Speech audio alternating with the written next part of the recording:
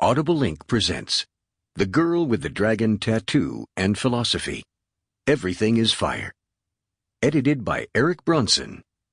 Narrated by David G. Roberts. Introduction. The Girl Who Kicked the Sophist's Nest. If Lisbeth Salander is the new voice of reason, then truth can be a moody bitch. I suppose Stieg Larsson approved of this droll characterization from his hard-boiled, coffee-swilling journalist, Mikael Blomkvist. But it's a bit of a problem for old-school philosophers. Ever since Socrates, philosophers have been enamored with the belief that truth, with a capital T, is unchanging, indivisible, and immortal. For more than 2,000 years, we've taken comfort in that worldview. Truth is beauty, beauty is truth, said the poet John Keats in 1819, studiously pondering a Grecian urn. Yet Lisbeth is not classically beautiful. Created in the image of another great Swedish sleuth, Pippi Longstocking, Larsson's heroine is pale and anorexic, a stray cat, with red hair dyed black that even when cut short, still stuck out in all directions. Dragan Armansky, the level-headed boss of Milton's security, eloquently describes his first impressions of Lisbeth. She looked as though she had just emerged from a week-long orgy with a gang of hard rockers. Lisbeth's lack of interest in beauty is more than skin-deep. Her friend and occasional lover, Mimi Wu, tells us that Salander had no taste whatsoever. Besides her disgusting dirt-brown sofa, Lisbeth's apartment in Stockholm might look like a bomb had gone off in it. When she can afford a fancy new apartment decorated in any tasteful way she chooses, Salander spends 90,000 kroner at IKEA.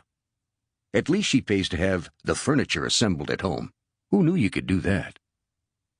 And yet truth, if not beauty, is constantly on the mind of this antisocial girl with the dragon tattoo, who exposes the misogynists, the chauvinists, and the bigots of high society. When Larsson first submitted the Millennium trilogy to his Swedish publisher, all three books went under the title Men Who Hate Women, a title preserved in the Swedish edition. Larsson's trilogy is part courtroom thriller, part espionage intrigue, and part murder mystery, but at its root, Salander's story is the truth about violence against women and the men who enable it.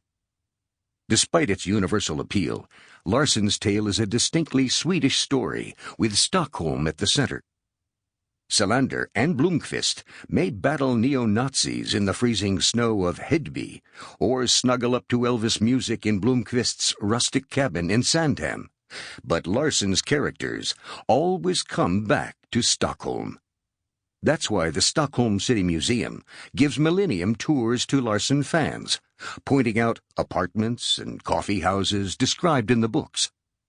It's also why the last image in the final Swedish film, The Girl Who Kicked the Hornet's Nest, is a panoramic view of Stockholm. In Columbia Pictures' Hollywood remake, Rooney Mara replaces the wonderful actress Noomi Rapace, and Daniel Craig takes over for Swedish cinema icon Mikael Blomkvist.